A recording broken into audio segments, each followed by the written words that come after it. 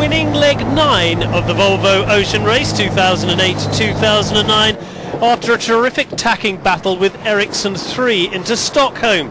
And just what they needed again when they went from Stockholm to St Petersburg. Another tacking battle to finish an extraordinary leg. This time, instead of Ericsson 3, it was Telefonica Black.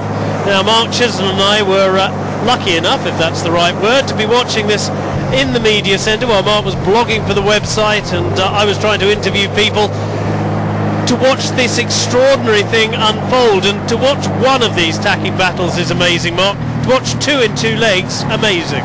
Yeah, we've been incredibly lucky with these 2 finishes, and images there of Telefonica Black, who took that win. They went past Puma in the final miles, held them off. Incredibly calm piece of sailing by the guys on Telefonica Black. They weren't pushed into a forced error by Puma, as happened at the end of the leg 9, the previous leg. Ericsson 3 got a little heated, hung their heads still up on the radar, and Puma went past them. Didn't happen this time. Telefonica Black matched them tack for tack, and you can see just how happy they are, their guy. That's the first leg win for these guys. Absolutely. In fact, first podium offshore. And Peter, you and I have seen this in a few Volvo Ocean races, that perhaps in the last leg the team with something the most to prove can suddenly pull a rabbit out of the hat and complete a victory and really almost save the day at the last. Well, indeed, and I know, talking to Fernando Echevarri, the skipper of Telefonica Black, he has been disappointed not to have a leg win. The press conferences, he was saying that's what they want, and they become the 5th team out of the 7 who have completed the race to earn a leg win. And there's their sister ship, Telefonica Blue Guy, just approaching the finish line. 3rd place for them in the leg, and also 3rd place overall in this edition of the race. Absolutely, Peter. This was the first time Ken Reid hasn't been spitting feathers about coming second. They'd already wrapped up 2nd place overall, and I think everybody had really enjoyed the company of Telefonica Black throughout the race, and I haven't heard one of the other crews sound disappointed at all that they won this final leg. Quite the opposite. Telefonica Blue, well, they finished this leg. That was good, and certainly a help for Simon Fisher, the navigator, to come off the back of victory in the import race in Stockholm with another podium position on the final leg, confirming Telefonica Blue in 3rd.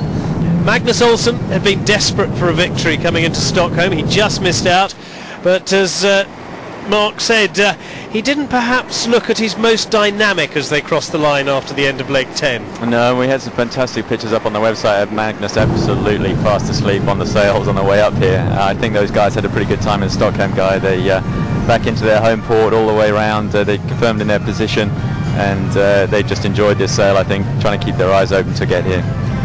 Sleep has been at something of a premium basically since the boats left Boston. All the legs have been pretty short, all the legs have been full on. But what I think I've enjoyed about Ericsson 3's participation in the race is the sheer enjoyment they have had at any success. When you have a prize giving ceremony and Ericsson 3 are on the podium, you know you're in for some people who really do mean it when they punch the air in celebration at the end. Well, indeed, Guy, and 4th place in the leg, 4th place overall for Ericsson 3, and there is your overall winner of the Volvo Ocean Race, Ericsson 4, a 5th place finish here into St Petersburg, and I know that is a 5th place that they won't be desperately unhappy about. You can see Torben Grail there looking as happy as I think we've seen him on this race, crossing the finish line. You wouldn't expect it from a 5th place finish for him, but in this case it is just the icing on the cake. They already won the race coming into the last leg. Yes, he knew that. I think they did have trouble stirring their stumps once they had successfully won the Volvo Ocean Race, and you could see how much it meant to Torben and Horacio Carabelli, 3rd last time out on Brazil 1, to have gone a couple of places better. Green Dragon, well, they were involved in a terrific battle for 6th and 7th with Delta Lloyd, with Ian Walker just coming out ahead of Tuni Bermudez at the end, and yet another one of those nip and tuck battles we've seen throughout the fleet, Mark, as now we turn to St Petersburg. That's right, and that's the arrivals dock. That's the bridge. I think, is that the bridge we're waiting for to go up, Guy? Is that the actual bridge that all the talk has been about? That is the actual bridge, and if you wonder why we're talking about bridges rather than boats, basically an awful lot of St Petersburg is on the water, and to get anywhere you need these bridges. Usually to let water traffic come through of any size. They are opened at 1:30 to 2 o'clock in the morning, and that's the only time they open. But in celebration of the Volvo Ocean Race coming to St Petersburg, indeed finishing in St Petersburg, we are going to have a special daytime opening of that bridge to allow the fleet into the centre of the city and join us here at the race village. The entertainment has been going on all day. When we arrived back from interviewing the crews, we saw small children involved in fairy tale like performances up on the stage. We now have a marching band from the Russian Navy to entertain the crowds here, and certainly no expense has been spared for the race village down here on the beach. But interesting to see a lot of the supporters down here on the beach are waving team flags and are people who have come along specifically to see their teams do well.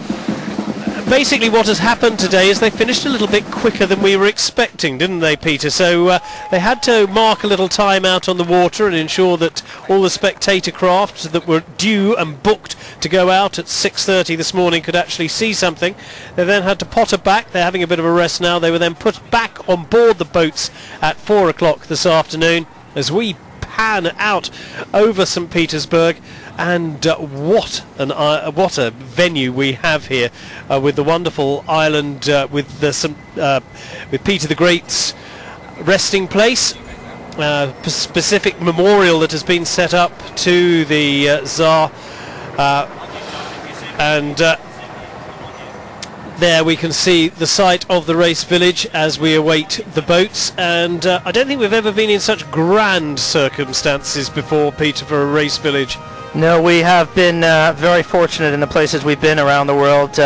Great locations in Cape Town, and then of course up in India, Singapore and China, and onwards back to Rio, up to North America and across back to Europe, but certainly nowhere quite as historic as this. And of course it does mark the first time the race has come to Russia. We should mention as well Team Russia. We didn't see them on the video there. They weren't part of the leg officially, but suspended racing in Singapore. They had some funding issues, but they have been able to get back into it almost. They did arrive in Stockholm. They were there just in time for the leg start, not quite in measurement trim. They couldn't participate in the race, but they did sail with the fleet, and you know, they impressed a lot of people. I think they weren't very far behind. We were thinking that they might have a little bit of trouble after being out of the race for so long, but indeed they did come back. They finished just a few miles behind the race boats, and they will be participating fully in this part of the leg, certainly the ceremonial aspects, and it is fantastic to see Team Russia back, and of course the first time that boat, Kasatka, has actually been in Russian waters. Oleg Zarevtsov, the owner and bowman on board the boat for this leg and for the leg into India, was absolutely determined, along with the skipper Stig Vestergaard, to get the boat to its spiritual home, and it is now in St Petersburg, Oleg's home. And again, the rest of the fleet and everyone connected with the Volvo Ocean Race delighted that Team Russia could rejoin the party and ensure that the 8 boats that started this adventure in Alicante for the import race back on October the 4th and the start of leg 1 on October the 11th last year are here on June the 27th for the conclusion of what has been a longer than usual Volvo Ocean Race. Certainly made sure that incidents kept being packed in, and the last few leg finishes have certainly shown that the short legs have just as big a part to play in this race as the longer legs. And of course, Peter, we've seen the longest leg ever in the history of the race, that trip from Qingdao to Rio de Janeiro. Well, that was a bit of a marathon, 40 plus days for the winning boat, and that was the first leg win for Ericsson 3, and a pretty monumental one that was, Mark Chisnell. They came back into the race after some trouble on the leg up into China. They actually finished the previous leg after the rest of the fleet had started to the leg into Rio, but they overhauled them, and a spectacular win. And really, you've never seen Magnus Olsson so happy, and that's saying something. That's right, not a man known for his happiness at all times, Magnus. Really, he's always got a grin on his face. But coming into Rio, a lot of people that have been watching the race through the website and so on have seen posted that as perhaps one of their favourite moments was Rio arrival of Ericsson 3 as the winners. Fantastic move by navigator Axel Magdal to take them into the lead at the scoring gate off New Zealand. That probably went down as the best strategic move of the race as well. And for me personally, watching that side of it a lot on the website, it was probably the highlight of the race was that move away from the fleet at the scoring gate in New Zealand. Fantastic result there for Ericsson 3. Interesting, the last few moments. I think we've discussed one of the best highlights of the race as far as the online watchers were concerned, and also one of the worst when we lost Team Russia in Singapore, when the global economy took its victim from the Volvo Ocean Race. A lot of people very sorry to see Team Russia disappear at that point, as we get our first view of the boats coming towards us now. And the boats coming in order that they finished. I can't quite work out why Delta Lloyd are ahead of an Ericsson boat at the moment. Could be foreshortening, Guy. Absolutely, yeah, could be foreshortening. I'm trying to be positive. I'm sure they'll get themselves in proper trim for when they go through the bridge, but the idea is that the boats come to join us in reverse order for Peter, you know these things. Reverse order for the leg or for the overall positions? I think it's for the overall positions, Guy, but let's see where they go. And the wild card in there is Team Russia. I'm not sure if they're meant to lead the fleet through or not, but let's take a look and see. I believe we will see Kosatka as the first boat under the bridge, and you can see that's the arrival pontoon there that's just in the foreground of that picture, and the media boat's just clearing off, making space for them. It's been a very long day for these guys. Well, it's been a long few days for these guys, and to be fair, for us as well, trying to cover this leg, but I know they've had a tough time of it today. They did finish in the early hours this morning, around 4 o'clock local time, and then since then, well, the finish line, it's about 35 miles away from here, against a 4-knot current up the river, and they've had customs and immigration to deal with in the meantime as well. That's the dock where they are now, and again, just waiting for that bridge to lift, which is really a one-in-a-lifetime experience, we're told, for a daytime lifting of this bridge. And once again, we're making friends all around the world with our traffic restrictions as Mark starts to point to the bridge going up, and we should see the first boats coming through here in just a moment. What's impressed me too, Peter and Mark, are the crowds that are obviously now gathering along the roads that surround that bridge to catch a glimpse of the 8 Volvo 70s, and perhaps a glimpse of the bridge being raised in daylight hours, which is not something that is a common sight, as Peter was saying, here in St Petersburg. This rare privilege accorded to the boats. I remember in the last race in Melbourne they couldn't actually do this, so they actually had to hang the boats over on their sides. They actually had to cant the keels, get a tug to pull down the mast and get them through that way. Mark looks appalled by that piece of news. Yeah, I've been under a few narrow bridges with a few inches between the top of the rig and the bridge, and it's not a pleasant business at the best of the times, but heeling the boat over with the canting keel to get them under sounds another level again of dodginess. So that is the bridge going up. Hopefully those crowds are actually crowds and not just a massive traffic jam that we created here, Guy. And I do think actually that your foreshortening argument might not have been a bad one, now having a re-look at those pictures. And it will be Kosatka, Team Russia. For although they didn't actually officially take part in leg 8, they did officially take part in the Volvo Ocean Race. They sailed in 3 of the legs, and in those 3 legs they accumulated enough points to finish in 8th place, but they did officially race, they started, and they are very definitely part of the Volvo Ocean Race 2008-2009. And I think despite the difficulties with Team Russia that they have faced, certainly there's enough interest within Russia that most people here still seem to believe that there will be a boat from the country in the next race.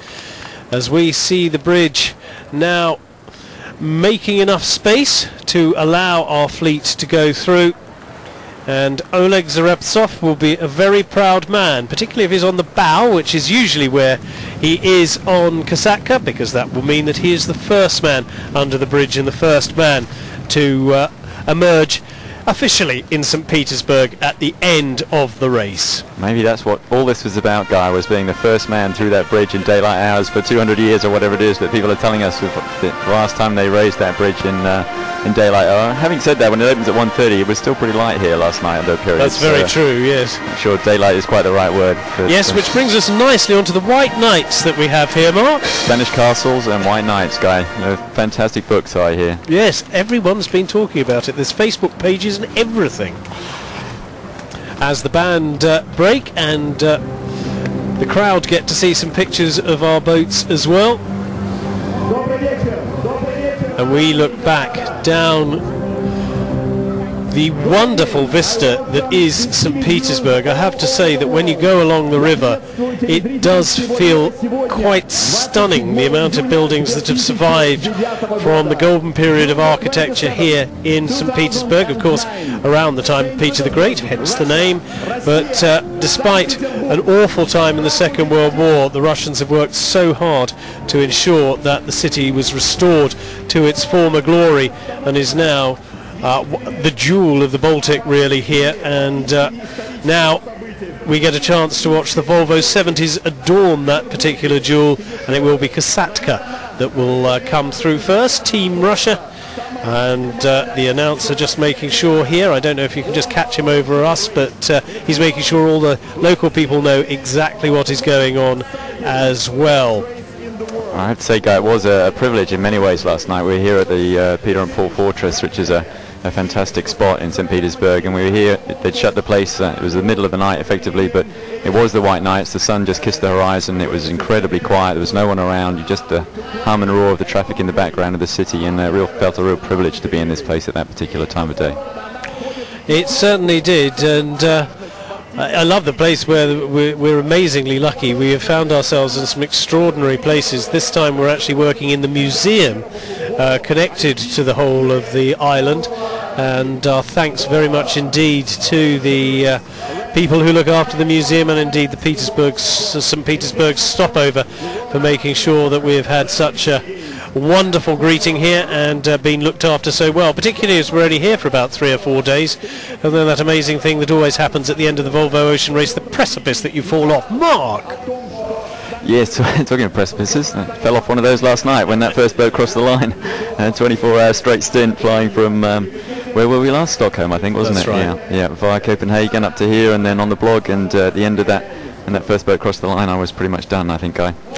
Yep. It's certainly taken its toll as Kasatka comes through the bridge, and will get, I am sure, an enormously affectionate greeting from the huge crowds here once they realise that their home boat is making its maiden journey to Russia and has finally come to her spiritual home. The next boat through is one we know very well from the Volvo Ocean Race.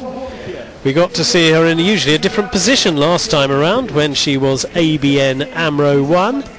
She has been repainted, recrewed, generally retouched up and done, and is now Delta Lloyd, and has been, I know in 7th place doesn't sound as if that's been a remarkable success, but given the lateness that the campaign joined the race, everything they've done pretty much has impressed, including 2 podium positions in the import races, Peter.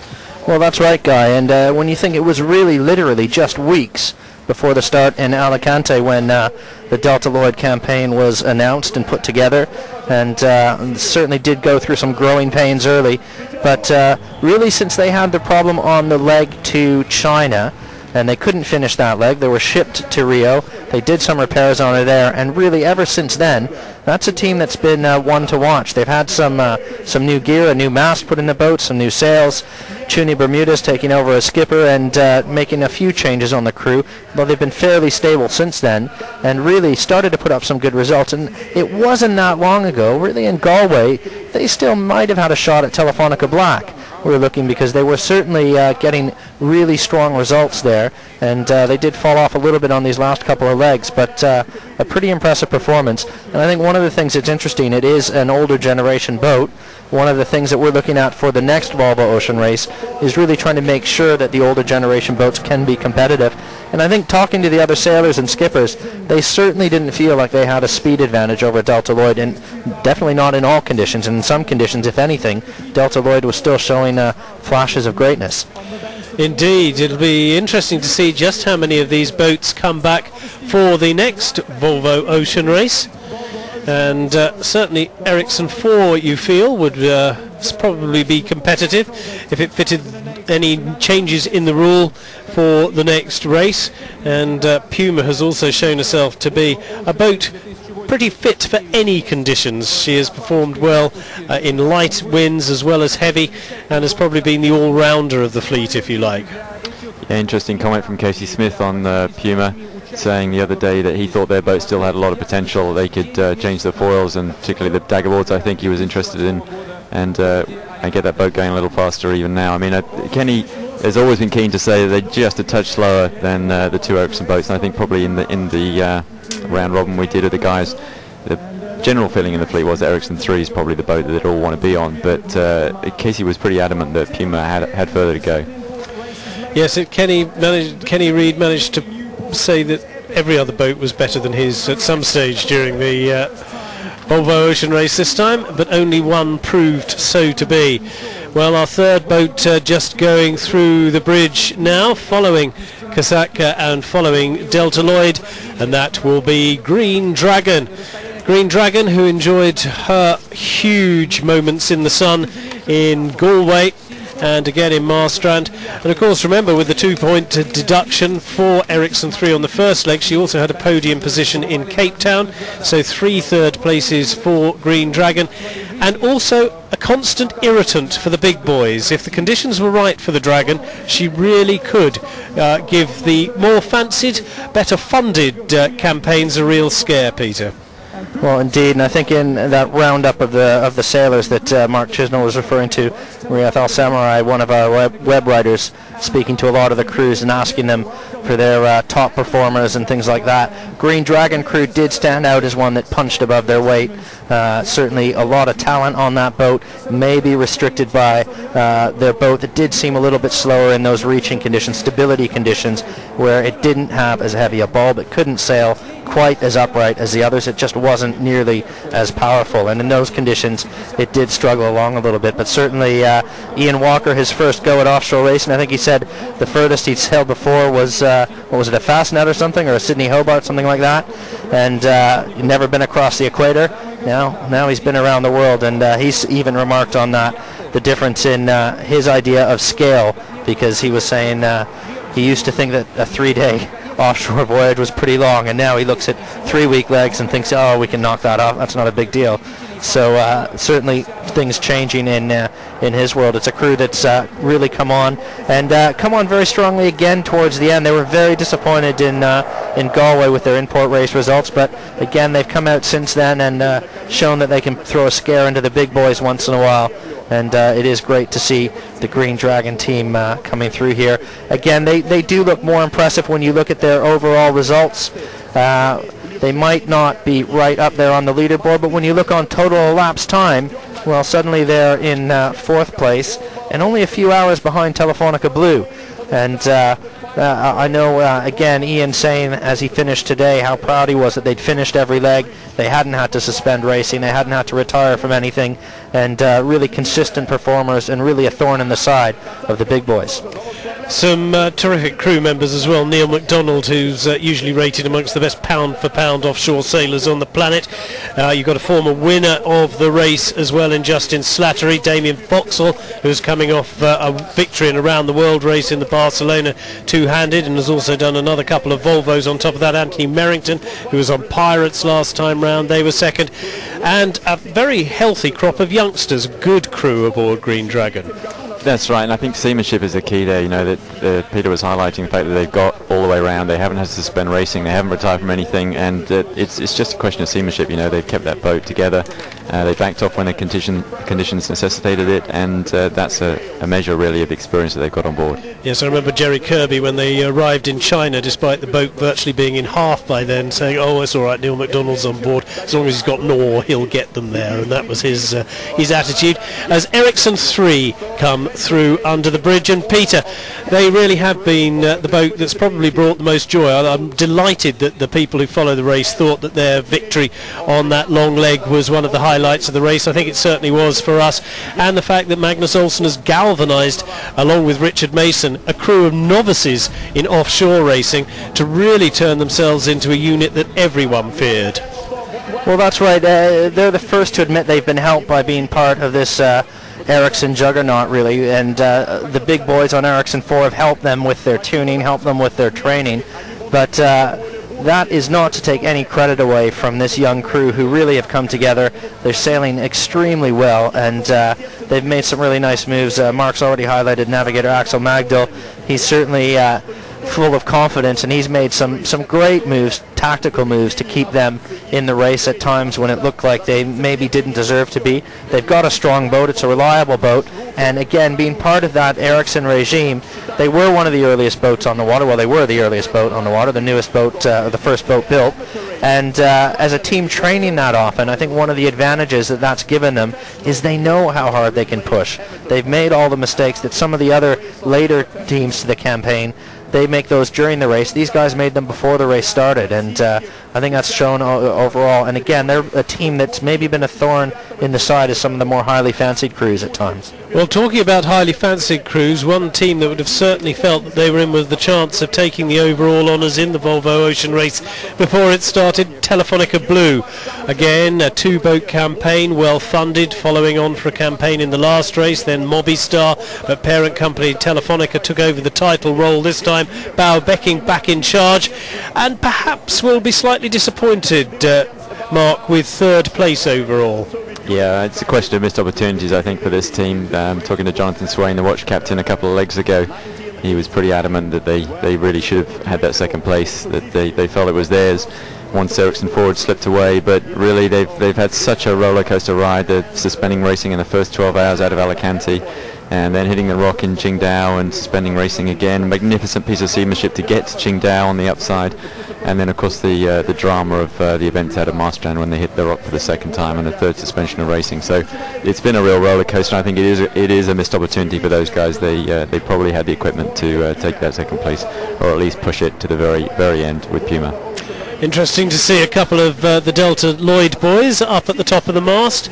I'm betting they could be the Dutch pair, as a wedding makes its way past us on the water here, and what a romantic way to finish or start your life just together, just as the Volvo Ocean Race finishes its life together on 2008-2009. But I'm guessing that's Ed van Leerde and Johnny Portman who are up the mast. That would be my guess, looking for the two guys who have been winched up to get a view over St Petersburg, as we now come to our second placed boat overall, Puma Ocean Racing. Now, this has been an interesting crew. When you compare and contrast, particularly with the winners, Ericsson 4, who were unchanged throughout the entire race, only the second time that a boat has won the Whitbread or the Volvo without a single change of crew throughout the entire race. And Puma, who made a very much said it right from the beginning, we are going to rotate our crew, we're going to bring in different people, and so they did, and still finished second. So horses for courses, Peter? Well, I think a little bit of that, and I think again, Kenny Reid will tell you that some of that is just the later start in the campaign, and they didn't learn everything they needed to learn about each other before the race started. They were doing that on the fly. They had some bad luck. They had a few injuries along the way as well, and that certainly put people out for either segments of the race or several segments of the race, as the case may be. But it seemed like Boston, they reached their lowest point. They had a terrible import result there, and of course the hometown for the team, hometown for Kenny Reid, he wanted desperately to do so well, and really it didn't come good for them there. But since then, this team has been on fire. They won their first segment of the race in Galway import race. They won the following leg, and suddenly they've been fighting with the leaders all the way around the end of this race, these shorter stretches, and really that's allowed them to vault past Telefonica Blue. It wasn't just hitting the rock that lost the race for Telefonica Blue, that race for second. Puma did have second place at the time, so I think they've really come on towards the end of the race, and Kenny Reed will be the first to tell you they've learned so much over the last few months of this race.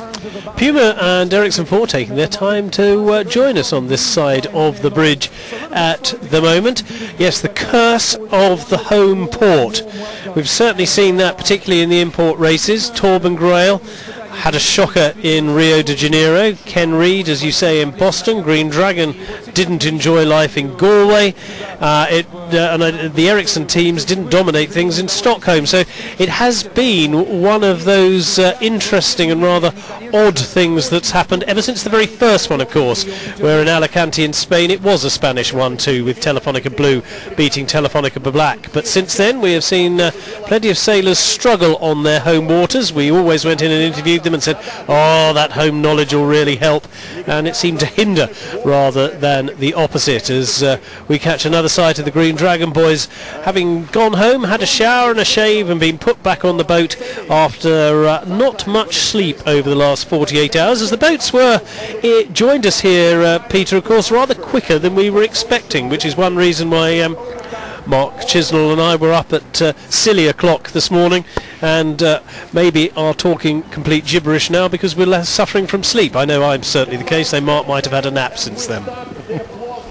Yeah, Guy, I was lucky. I snuck off once those first boats were across the line and Peter took over, and managed to get some sleep, so I'm confident I can stay awake till the end of this. I'm not, however, that sure about you. Please don't stay awake. I think, yes, there's another bridge that obviously the boats are now going under. Definitely more than one bridge. I think that helicopter shot revealed that to us there, that the traffic is stopped all over St Petersburg as they make their way up the river to the centre of the city here, as they pull all these bridges up. This is the boat, this is the bridge nearest to us that is now being raised. We can see the St Peter Paul Island there as the boats come through this bridge. In fact, there might be one more. So here come Kasatka through another of the bridges. I mean, none of us have been here for that long, Guy, so the actual geography of these bridges in the river is still a bit of a mystery to me, I have to admit. This is the last one. Thierry reliably informs me. Thank goodness we have people who have actually been here working and have actually gone out and looked at the city. All we've seen is the water and the media centre so far, both of which are lovely, but perhaps a little thin on the ground as far as facts are concerned. And my Russian reading is rubbish. So, Kasatka now come into sight of the huge crowds now gathering here at the race village, and I'm sure we'll get an enormous round of applause. I think the boats will ensure that they sweep in front of the crowds before berthing, and a great chance to catch them. It's only sad really we can't see them under sail and that they're having to motor in at this stage. And inevitably, of course, it's cloudy. It was an absolutely stunning day yesterday, glorious sunshine, and now it's clouded over. It's a little cooler here. It was very hot last night, quite fantastic, but we're not getting those spectacular images of the light on the water that the photographers would all be liking. Puma Ocean Racing going under the bridge before that, the penultimate bridge, and that is Oleg Zareptsov clutching on at the front of the boat and ensuring he has that moment in the sun, and Delta Lloyd now make their way through to join us here as the music swells in the race village, and a proper Russian welcome will get underway. Fireworks are fired. I know we have golden confetti later as well, and the smoke surrounding now the open bridge as fireworks, despite the daytime, still cutting quite a dash across the skyline. Well, Chuni Bermudez on Delta Lloyd as a good Spaniard. Those fireworks aren't going to bother him at all whatsoever, as the Spanish certainly like their explosions as well. And Chuni, they've got a couple of guys up the mast. I don't know what the fireworks are like from that vantage point, but maybe a little closer for comfort than at deck level. And Delta Lloyd just through there now, coming into sight with the rest of the fleet piling in behind them, and it won't be very long now before they are in front of this crowd assembled on the beach here on Peter and Paul Fortress, as we see Green Dragon just coming into view there as well now, Guy. Telefonica Black, and there is Telefonica Blue, Ericsson 3, Puma Ocean Racing, the entire fleet. And Ericsson 4, of course, the overall winners of the Volvo Ocean Race. And worthy winners too. Peter mentioned that 5 of the 7 boats had won at least one of the 10 legs, but one boat won 5 of them, and that was Ericsson 4, with half the legs successfully completed as the first boat home. Also a couple of import races as well in their bag, so the trophy haul that they will be taking home from the overall prize giving tomorrow. I think Torben Gray will have to reverse a large truck up to the back of the hall to make sure he can get all the swag away after that. As we now swing over and get a glimpse of the Hermitage, one of the many stunning sights that greet us around here, and a chance, and this I do think is one of the great things about the Volvo Ocean Race. As long as you can suspend racing, even if you run into problems, there's nothing to stop you finishing, and make sure, particularly if you're coming home, that you're allowed to do so in some style, which is certainly the chance for Kasatka, and the other boats very respectfully keeping behind them and allowing the homeboys their moment in the sun after being missing since Singapore. However, it will be Ericsson 4 that bring up the fleet and will conclude the ceremonies today, and that is thoroughly deserved as they are announced here on stage and make their way through the bridge. Torben Grail and the guys, and several men in suits, are making their way now up towards us here. But we always have to remember that we should thank all the sponsors involved in the Volvo Ocean Race, all the people who make sure that these syndicates exist and we can continue to have the finest offshore racing that the planet can cope with.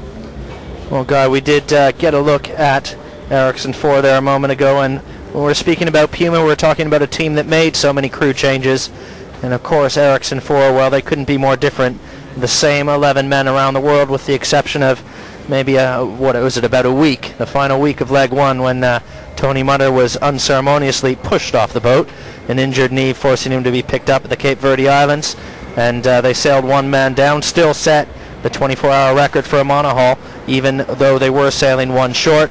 But since then, it's been a full complement of crew and the same 11 men around the world. Since they finished the race, and since they've won the race in Sweden, they've been a little bit more open about talking and discussing some of the problems on board, the personality conflicts that inevitably rise when you put 11 competitive people into a small space for 8-9 months at a time. And if anything, it just makes their achievements more impressive, as Ericsson 4, a dominant performance in this edition of the Volvo Ocean Race.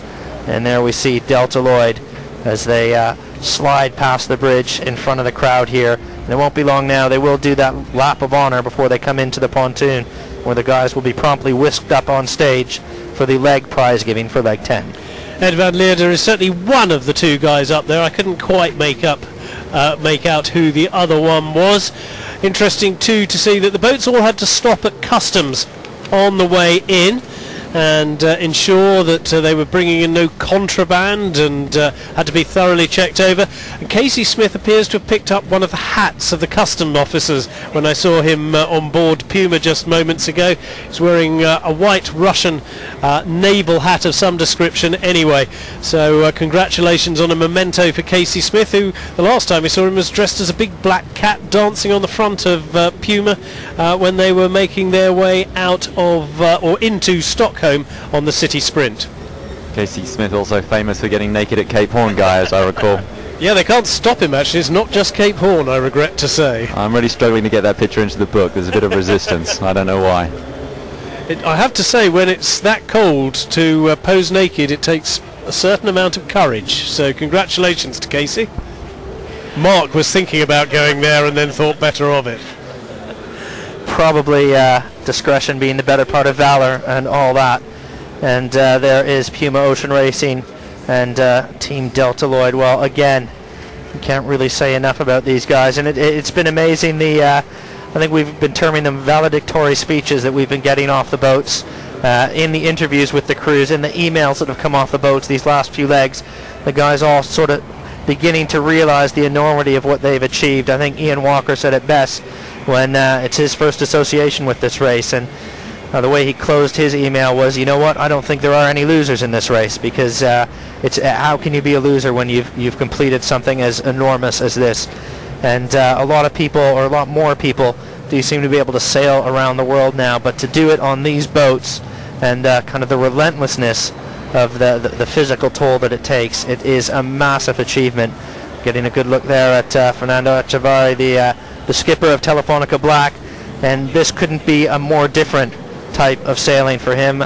Usually an Olympic dinghy sailor, suddenly behind the wheel of a 70-foot Volvo Open 70 as they tear around the world, and really a pretty big change in disciplines. And then there he is at the head of the fleet, coming in on the leg 10 of the Volvo Ocean Race. Yes, he admitted that he'd found it quite a culture shock, and of course the last time he'd been on a Volvo 70 before he took over the Telefonica Black campaign had been aboard Movistar when they sunk, so he'd got enough reasons not particularly to go for the Volvo 70s. As sadly it's begun to rain here in St Petersburg and umbrellas are up everywhere, but happily no one appears to be going home, and the crowds remain very large indeed along the boulevards that are such a feature of this city. Huge wide streets, and usually you can see plenty of cars on them, but not a good day to be a car owner today, as Shannon Falcone makes a victory signal to the crowd, indeed points out a close personal friend, I'm sure, in amongst them. Shannon Falcone has made plenty of close personal friends around the world, so I'm sure that St Petersburg will be no different. A great addition to the Volvo Ocean Race, and that's the interesting thing, I think, is watching how many first timers, watching them on the race, and the sheer thrill they get out of competing in one of the world's most glamorous events. That's right, and Shannon in particular came on board actually originally as an import grinder, and then was subbed in to do the offshore legs, and eventually became a rock solid part of a very, very strong crew. Fantastic performance from him. Luna Rossa was his first big gig in the America's Cup in 2007, and now very much a part of the Grand Prix professional sailing scene.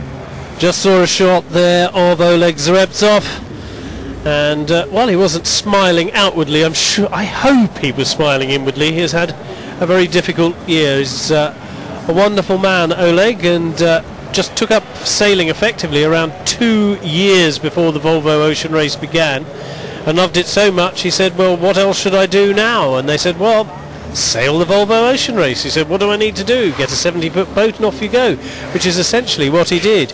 But regrettably, he had a death in the family, and then his company ran into the same problems that so many of the world's companies did in the economic downturn last year, and things didn't quite work out the way he planned. But he did always plan to sail on Kasatka back into St Petersburg, so at least one part of that dream has come true, as she now comes in to join us on the docks here near the race village, where the fans will be able to see all of the boats over the next 2 or 3 days. And well, I hope you can just maybe make out some of the roars of the crowd who are surrounding our commentary area here. We certainly should, because they deserve them as Team Russia make their way home. And those sort of that sort of applause will continue with us all the way through our final boat to dock here, the overall winner of the Volvo Ocean Race, Ericsson 4. And it is a shame about the weather, guys. It's throwing it down here. It's a very English looking day right now, very comfortable for us Poms here in St Petersburg. Grey skies and rain in the middle of summer, but it is a shame, but it isn't dampening the enthusiasm in the crowd. You can see in the background there along the boulevards those shots of the people. The umbrellas are up, but as he said, everybody's sticking around. This is really a pretty fantastic turnout from St Petersburg. And not just because they can't drive anywhere. No, it's wonderful that they're here, as we are now aboard Telefonica Blue. Laurent Pages in the front of the boat there, and he's looking as if he has recovered from the rather nasty knock on the head he got on the start of the Marstrand to Stockholm leg when poor Telefonica Blue ran aground. Something that all of the boats said, well, thank goodness that didn't happen to us. And Mickey Muller, the German, waving to the crowd there as well aboard Puma. But they bounced back in spectacular fashion to win the Stockholm import race just 1 week after running aground, and then coming third in this leg, and have been there or thereabouts throughout the Volvo Ocean Race. Well, indeed, Guy, you talk about Laurent Pages recovering from that knock on the head. What about the entire team? Unbelievable how quickly they got the boat repaired. Seeing it stricken on the rock there, it was really hard aground for well over an hour. It was a horrible sight to see, and the efforts to take the boat back off the rock and get her floating and free in the water again, well, it came at the cost of a winch, to say nothing of some spectacular video of that, and to say nothing of the damage to the keel. But in the end, really no structural damage, everything more or less superficial. Nothing 3 days of round-the-clock labor couldn't fix. They got the boat to Stockholm. They did finish that leg. Then, as you said, they came back in really spectacular fashion to win the Stockholm import race, and really were in the mix for maybe a leg win here all the way up towards the end, finishing not very far behind in third place in the leg and third place overall in the Volvo Ocean Race for Telefonica Blue. Sad that I mentioned earlier, it's sad we can't see the boats under sail. We've seen some fairly dramatic inner city sailing, none more so than in Boston for the Pro-Am race there, where right in the central harbour of one of the main cities in the United States, we watched these boats hoon along at over 20 knots. It really was one of those special days. But I have to say that while all our boats look spectacular under full sail, Puma, with the big black cat leaping between the two sails, is certainly a sight that I'm sorry that all the fans here can't see in its full glory. It really has been one of the most memorable images of the Volvo Ocean Race in this latest edition. The usual remarkable armada of boats. Now this is something I think we've seen really grow over the years. At the start and finish, yes, we had huge crowds, but particularly for the Swedish part of this race, out on the water, extraordinary numbers, up to 4,000 boats I think out for the import race in Stockholm. That's right, and those crowds continued all the way around the coast from Marstrand to Stockholm. On the website we had people emailing us in frantic to know arrival times at all the cities along the coast. People were going out from docks and marinas to get a look at these boats, and we had one chap took his son out, and a young lad just said when he saw it for real go past it, I think it was Puma actually, Guy, that as you were talking about, such a spectacular sight, he just said, "Oh my God, it's so big."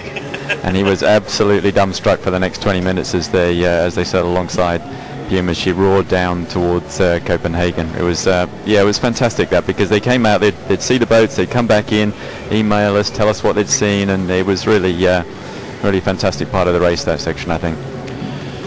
Well, two brothers, of course, aboard Ericsson 4, where we're looking now. The Salter boys, Guy and Jules, one the navigator, one the media crew member.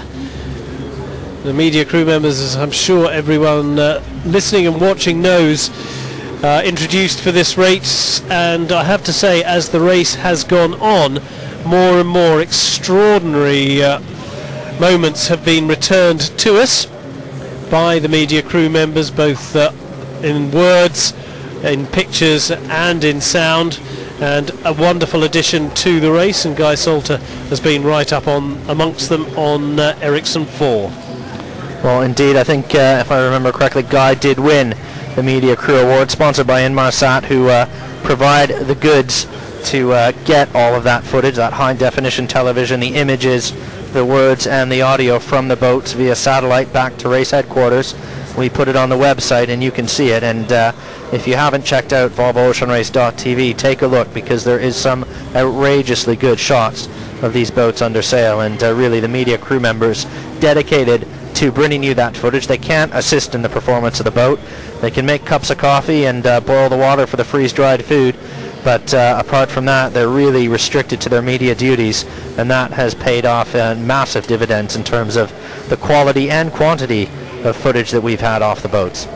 We have spectators looking at the boats from every vantage point, including some rather dangerous looking hoops and arches on top of the buildings here. And given the amount of rain coming down, I think they'd quite like a handy media crew member to make them a cup of coffee at the moment, because the temperature is dropping a tad here after a screamingly hot day yesterday, and I think if the wind gets up a bit, that could be quite a dangerous vantage point that we're just seeing on top of the building opposite us here on the other side of the river. The flotilla of boats still accompanying our boats in. And already Telefonica, of course based in Alicante, are celebrating the fact that for the next 3 races, that is where the Volvo Ocean Race will begin. The start gun will fire in Alicante for the next 3 editions, beginning in 2011. And that bid will of course include 2 Spanish teams in every race, and certainly the Spanish have really taken to the Volvo Ocean Race over the last 2 or 3 editions. 1 boat last time, but a hugely successful start in San Cencio and in Vigo. Then in Alicante last time we had 2 boats, and the interest in that country really has risen dramatically, of course all helped with the fact that the America's Cup was there as well, and it's becoming something of a sailing centre in Europe now. Well, that's right, Guy, and it's really important in this time to have the kind of stability that knowing the race is starting from Alicante and knowing before this race finishes. It's been a big priority for the new CEO of the Volvo Ocean Race, Knut Frostad, to try and get the next race, the details of that settled as soon as possible, and to that end an awful lot of work has been going on with the teams for the last 2 or 3 months to try and get things organized as much as possible before everybody disbands and goes their separate ways. And I think we know the start port, we're going to know the rest of the ports and the rest of the route in short order early into next year, and it is great to see the kind of enthusiasm and excitement building already for the next Volvo Ocean Race 2011. It's not very far away, Guy. It isn't. Now we are in 3-year cycles for this event. They do come round very quickly indeed, as not for the first time on this race, Telefonica Blue and Puma Cross. We also saw David Vieira aboard Telefonica Black moments ago, waving to the crowd. He's a man who has taken on everything that the Volvo Ocean Race has to throw at him, including some often memorable performances with the Volvo Ocean Race band. Nobody can make out a word of what he's saying, but it's done with such enthusiasm that he usually brings the house down and gets the most rapturous reception of anybody. So David Vieira, we do hope that he will be one of the characters that comes back to this race. Really has grown as the race has gone on.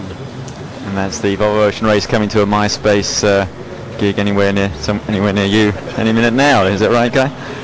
If you're really unlucky, it might. Oh no, you're being a little harsh on yourself there. Free earplugs with every performance. Enthusiasm, I think, is the key, as you said. Yes, sadly rather than rehearsal. So Delta Lloyd now making their way now to join us on dockside here. And well, I think we can mention that we can see Chloe Deschard there on the quay, friend of Peter's, and good to see all the Volvo people around here at the moment. It's been quite a journey around the world, Peter, one way or another, and good to see that everybody connected with the race is now enjoying their moment, watching these boats coming in to us. We can see Ed van Leerde and Morgan White waving to the crowd there. So, I was just going to say it's a fairly high pressure piece of parking, this actually, Guy, on this dock. I'll leave you to commentate. It would be a bad time to get it all bent out of shape, I think, and on the parking. Let's hope they do this one right. We've got 8 of them. Hopefully we'll have someone to have a little fender bender, but or maybe not. That's a little harsh, that thought. Yeah, really. It'd be rather unfair if poor old Delta Lloyd got around the world twice and then clobbered the hull on the end of a second race. Yeah, stacking it on the final arrival pontoon isn't a good idea.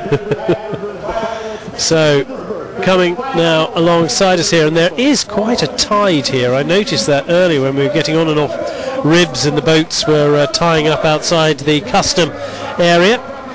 But certainly the guys were finding it rather harder than normal to park these beasts.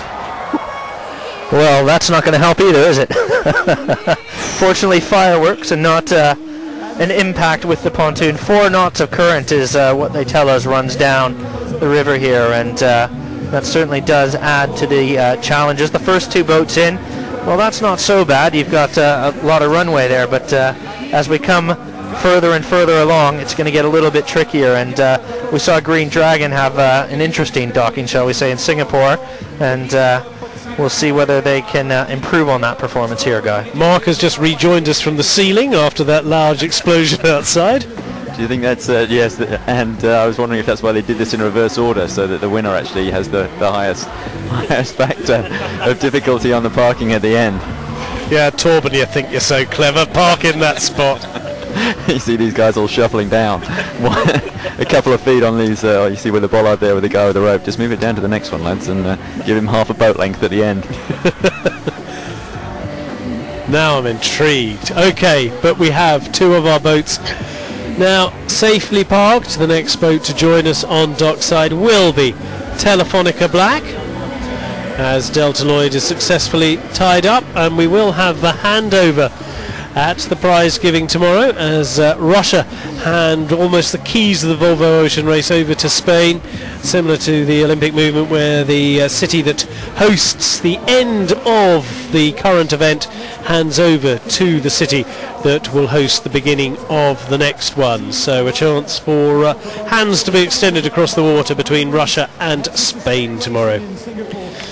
We haven't probably talked that much about the crew aboard Telefonica Black. We mentioned Fernando Chavarri, but one man who really does promise that this will be his final, and I'm going to bring this to you, Mark, just because I wanted you to jump again with the explosion, is we have Roger Nielsen. After 6 Volvo and Whitbreads, 8 round the world campaigns, he says really this is his last one, and he finished with a win as well. I think he's probably said that 5 other times, though, Guy. Yeah, absolutely. I think in many ways the fact that Telefonica Black won that final leg was for Roger, I think, is it's a pretty cool way, if it is the end of Roger's Whitbread career, which dates right back, Whitbread and Volvo Ocean Race career, which dates right back to the early 80s on Alaska Eagle. It is a great way to go out, to take a leg win on the final stage. And the changes in the race, I mean, he's talked about it a little bit at some of the press conferences and in the interviews, and those days he had a cabin to himself. In fact, he had 2 cabins. He had a cabin for the navigation station, he had a cabin with a bunk in, he had carpet slippers to sit at the navigation station, a bottle of port for dinner in the evening, and perhaps a little Chablis occasionally. It was a very, very different event in those days. It was. He tells us it's very funny hearing him, because they had a mahogany dining table and a chef who that was his job, but sadly the chef and the port actually had rather too close an acquaintance, and life got a bit interesting, I think. They have a chef these days, 2 guys called the media crew. Yeah, just add water, they say. And here we go. Black is Black, the Telefonica Black theme song, Guy. Los It's be very popular around the world. It has.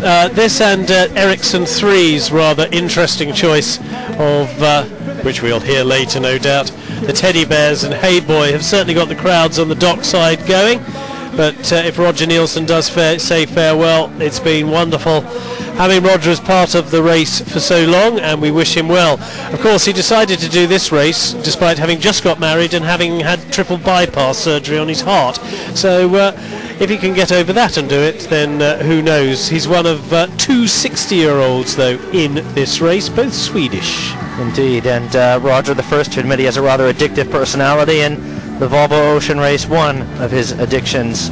And you can see the guys on Telefonica Black maybe taking a page out of the Ericsson 3 manual, doing a little bit of dancing, Guy. Exactly. Mike Paminter, the bowman from South Africa, leading the boogieing. And now, well, yeah, there's some people that are being a little bit slow about joining in, although Javier de la Plaza and Nettie Cuevas Mons have making sure that they enjoy the moment as well, as are the guests. But Mike, who went over and basically battered on Bauer Becking's door until he gave him a job, has really enjoyed his first ever round the world experience. And usually when you ask people, will you do it again, they say, well, never say never, or maybe. He said, yes, I want to start now. I want you, sign me up. That's what I want to do. And that's the kind of enthusiasm that some of the younger crew members that we'll see more of in the next race certainly bring to the event. Well, that's right. And Mike Paminter getting a chance to sail with Telefonica Blue even for a leg when the black boat was out of commission for that leg, and indeed not just for any leg, for the big one from China to Rio, and so a chance to sail with Bauer Becking on that one. And Guy, you just alluded to it there. The rules state in this race we need 2 crew under 30 on each boat. Next race that's going to be 3 under 30 And talk about a youth movement, it'll be a great way to get the youngsters involved. The weather, I'm afraid, really taking a turn for a worse now. And that wasn't thunder, but you do feel that that might be occurring at any stage now. And Telefonica Blue, despite having sailed around the world in a boat that they christened Yellow Submarine, are all hiding under the sails at the moment to ensure that they stay as dry as possible ahead of docking here. That's right, that is a very, very wet boat, and the first leg in particular, those guys really struggled to get to grips with a downwind and a breeze, and that's when she got that rather unfortunate name, but they've certainly sorted it out. I think they just got closer and closer in the same conditions to the top boats every time. Coming into Galway, they were just losing the odd mile here and there on the big breeze in the final days. Coming out of Galway in fantastic, spectacular conditions down the Irish coast, 38 knots. They were hanging there with the guys that had given them such punishment in the earlier legs. So they really did tame the beast, as Jonathan Swain said to me back in Marstrand. Andrew McLean and Freddie Shanks, another two of our young sailors there on the bow of Green Dragon. We also saw Ian Walker, the skipper, in a beanie hat, making sure that he waved to everyone, as certainly the crowd deserve all the thanks they can get for staying in this at the moment. There are some very damp spectators indeed. The guys at least do have plenty of waterproof clothing, though it's funny enough, it looks as if they've unpacked the boat a bit.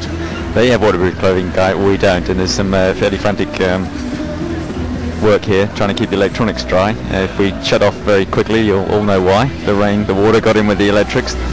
Yes, the next explosion you hear might not be a firework. So anyway, we'll keep going until we blow up, because that's how tough we are on Volvo. www.volvooceanrace.tv, and for those that are listening on .org as well. So Green Dragon, U2, Elevation, had to be an Irish band, didn't it really? Although I suppose we could have had a Chinese band, because the interesting combination of China and Ireland are the backers for Green Dragon, hence the name. And I'm sure you can wrap off a couple of those, Guy, for our audience, top Chinese bands. Thank you very much. China in My Hand by Tapao. I think I can come up with at least a title with China in it. China Crisis, there's another band with China in it. Okay, right, quite enough of that. Well, Guy, you can see the crowd there seeking a little bit of shelter. The sailors toughing it out. I have to say, one of my favorite memories of the Volvo Ocean Race, again, I know we keep directing you to videos on .tv, but when you see some of the action of these boats surfing downwind and the amount of water that comes over the deck, absolutely relentless. So you may as well be scuba diving, really. And then seeing the guys in Marstrand, where it was raining a little bit at that stopover, and one night in particular in one of the tents at the bar, the tent started leaking, drips coming down on Puma, and you've never seen sailors run so fast. They didn't want to get wet anymore. No, it's funny. While they're doing the day job, no problem, but start doing it when it's not supposed to be there, like today. However, Ericsson 3 are toughing it out as they now join us to the strains of Hey Boy by the Teddy Bears, and an even louder explosion. So if that's the explosion for fourth team, I imagine that it's only going to get louder for the first three. So hold on to your hats. As Thomas Johansson, 3 times he has been to the Olympics, the Finnish sailor. This is his first Volvo Ocean Race, and dancing with Martin Stromberg there, a rare example of Finnish-Swedish cooperation. So good to see aboard the Nordic crew of Ericsson 3. Interesting, I was talking to Thomas about that, and he said yes, there have been a few arguments. He and Martin Kreit particularly enjoy winding each other up, but enjoy it so much that they're actually planning to go on holiday together because they've had so much fun. Yeah, Martin Kreit, another real name coming out of this race. Fantastic job on the bow of Ericsson 3 over this period. Known for his strong views. If you make him look average up there, do something wrong, stand on a rope that he's pulling, or any of those little tricks, the bowmen tend to irritate bowmen. No, it's a great team. They really bonded, these guys. He said to me, in I think it was back in Stockholm, that the biggest thing is here, he's just made such fantastic friends, and he'd love to go sail around the world with those guys again. And for a man who broke a theology course on the way to becoming a priest, I think he's now perhaps given that up and is going to come back and do this again. Yes, that was a fascinating story. that was only supposed to be suspended, wasn't it, to do this? So be interesting to see which way Martin goes after this particular race, as another enormous explosion rocks us here in our tent, and the next boat home. And they do have the most apposite theme tune. Although originally Team Russia's was All Around the World by Oasis, this is just Around the World by the Red Hot Chili Peppers. But good choice from those two teams. Well, Telefonica Blue getting ready to come in to the pontoon there, Guy, and we could see again the enthusiasm with the young Ericsson 3 crew, and the guys on Telefonica Blue, no doubt, quite anxious to get themselves alongside the dock there, and seeking a little bit of shelter. Behind them there's Puma, and really this was a battle that we thought was destined to go on all the way to St Petersburg. Puma finding out just before the start of this last leg that in actual fact Telefonica Blue wouldn't be able to overhaul them no matter what the results in this last leg, and Puma safe with their second place overall in the Volvo Ocean Race. But for Telefonica Blue, again, a few moral victories along the way at the end here. That really tragic incident with the rock and Marstrand, but a strong recovery from these guys, and I know nobody felt worse about that than the navigator himself, Simon Fisher, but he's really bounced back strongly and given them some good advice in the import race, and certainly in this leg as well. This is a team that's been right up there, fighting hard right to the bitter end.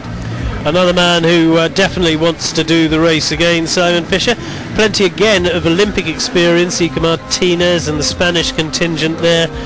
On paper, a really wonderful looking crew, and I know John O'Swain, who's done a few, thought that this might be his year and Telefonica Blue's year, but in the end, perhaps a little bit of inconsistency let them down right at the end, but they're still the third best team in the Volvo Ocean Race, and that is no small feat.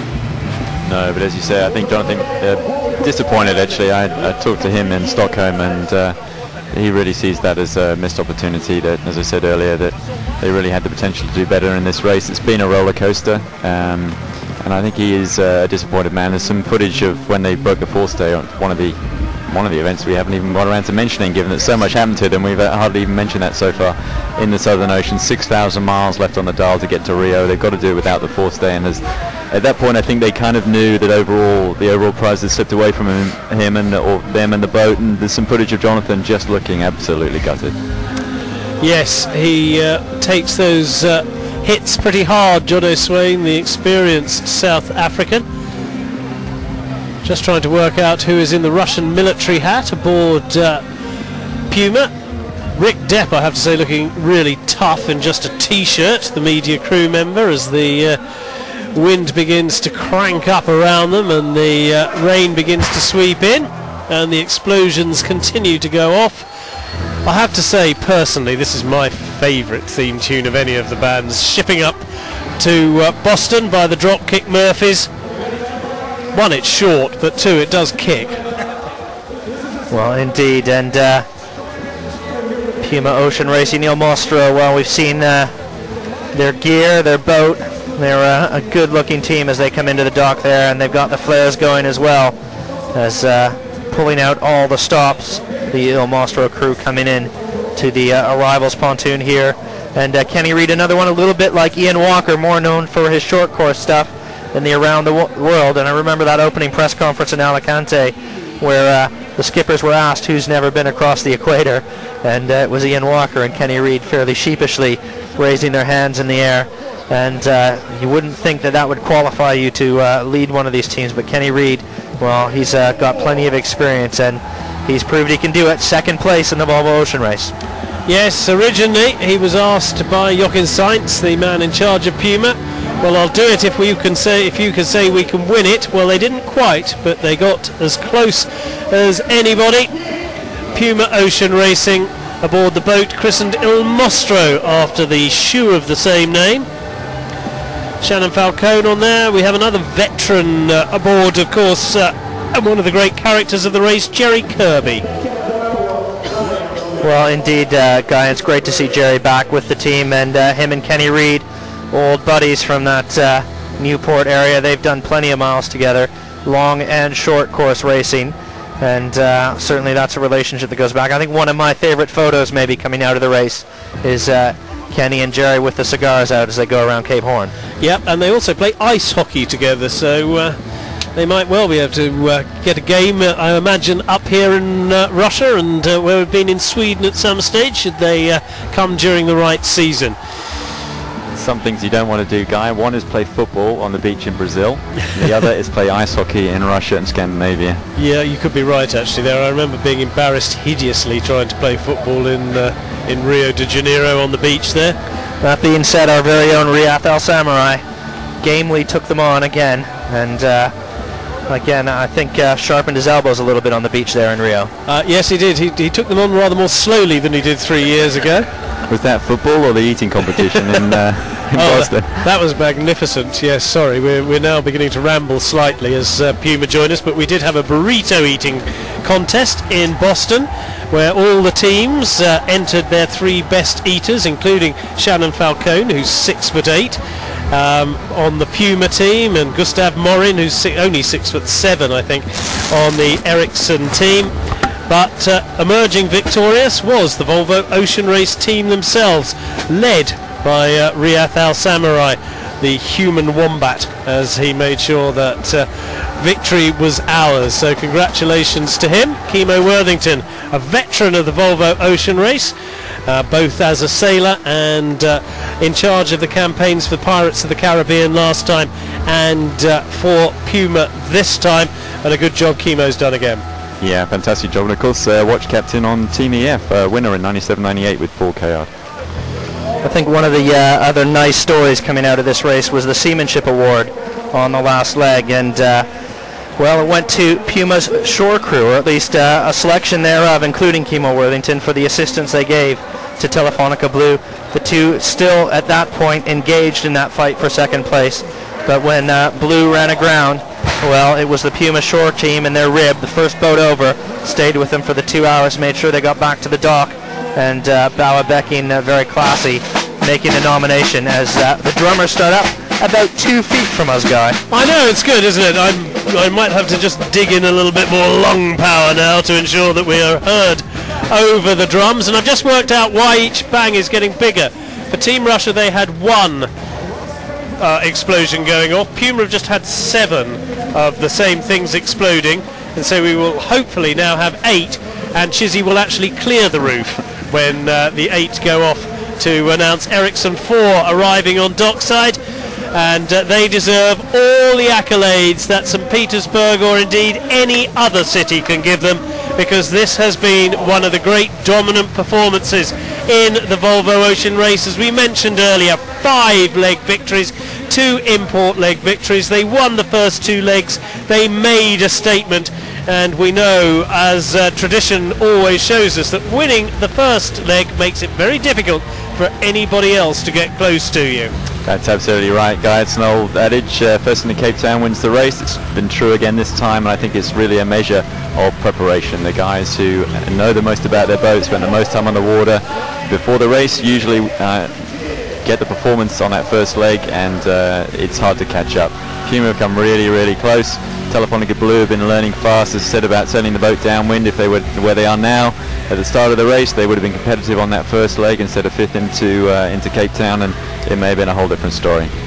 Yeah, you're absolutely right, and you wonder how John Kostecki feels these days, because he was slated to be the original skipper of Ericsson 4. America's Cup duties and other campaigns got in the way, and he handed over the reins to Torben Grail, or Torben Grail was handed the reins, and it is the Brazilian who has added the Volvo Ocean Race crown to his 5 Olympic medals. So and he says it's right up there with anything he's done in sailing, and I think that is the perception now of winning the Volvo Ocean Race. Very few people get to do it, although, having just said that we have 2 3-time winners on Ericsson 4, and that very rare indeed. Now, they never smile, so perhaps the heavens are making sure, well, you never look as if you're enjoying it, so we'll make you miserable anyway. Raining on their parade, Guy, raining on their parade. But that was finished off there with a very tidy piece of parking, as we were discussing earlier. Absolutely nothing wrong with that docking. immaculate all the way around the world. These guys really put a foot wrong. I think watching them tactically, that's been one of the most impressive things, is just the way they sail the boat. It's been really tight. They're very rarely caught out in the wrong place, and when they do, they seem to have an extra gear to pull it back out again. I have to say this rain has come as something of a surprise, not only to us, but to the crowd here, many of whom were not prepared for the heavens to open. The skies are brightening a bit. I'm also a bit concerned about that bride we saw earlier, where that pair were getting married out on the water. I think that could be a very damp start to that particular pair's relationship. But we now have all 8 boats here in St Petersburg. They have all docked. We have finished the Volvo Ocean Race 2008-2009. All it does for me really now is to perhaps ask Peter and Mark, any specific memories that really spring to mind of this race that you'll take away with you?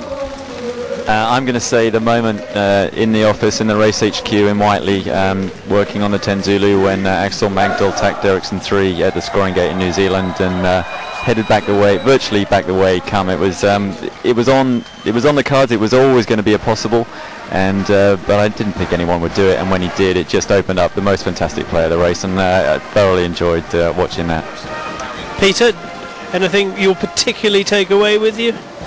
Well, I had the pleasure of going out on the Fleet Broadband Express on the leg from Galway, and it was windy, but it wasn't really that windy. But you know, the boats were doing 18, 19, 20 knots, and trying to keep up with the fleet, it really hit home just how fast these boats are. We had a fast boat. We can do 25 or 30 knots in flat water. We can do 20 when the waves are up as well. But we had 1 or 2 little incidents where the boat just slows down or stops for just 10 minutes, which is the equivalent of maybe breaking a sheet, having a bad sail change, and boy, in those 10 minutes these guys are gone, and you just cannot catch them. And it really hit home how fast these boats are, and more importantly, just how relentless they are. They just never ever go slowly. We've seen that just on this last leg. The wind slightly stronger than forecast, a slightly more favorable angle. They're not just an hour early, they're 6 or 8 hours early, and it is really a tribute to the guys who sail these boats and who are able to do this week after week, month after month. When we see those great videos, them surfing downwind and how wet it is, as sailors, if you're a weekend sailor like I am, you look and you go, wow, I'd love to do that. And you would love to do it for a couple hours, but then you realize this is hour after hour, day after day, for upwards of 40 days at a time, from anything from below freezing conditions in the Southern Ocean and the leg in and out of China to the heat and humidity of the equator. It is unbelievable, the endurance, the stamina, and the dedication of these guys. I don't know how they do it. I don't envy them their job. I envy them some of their moments, but it really is a special race, and it's one of the few special adventures left on this planet. I think that's why we keep coming back, even if we can't do it ourselves. The thought of what these guys put themselves through just for the moments of glory in the Volvo Ocean Race are what keeps everyone coming back to the event. My memories, I think the arrival in Galway will live with me for a very long time. The sheer number of very, very close finishes, the fact that we saw match racing on a grand scale around the planet has been the most extraordinary revelation on this one. And on a personal note, I have to say, helming Puma in Galway 2 days before the import race is something that will stay with me for a very long time indeed. I don't think it's a coincidence that they started doing much better after that, Guy. Well, I did say that my silent confidence that I gave them, as I didn't want to voice too many tactics, was obviously the secret of their success. But anyway, from Peter Rush, from Mark Chisnell, from the team here, from Thierry, from Robin and from Damien, thanks so much for joining us this afternoon. Thanks so much for joining us throughout the entire Volvo Ocean Race.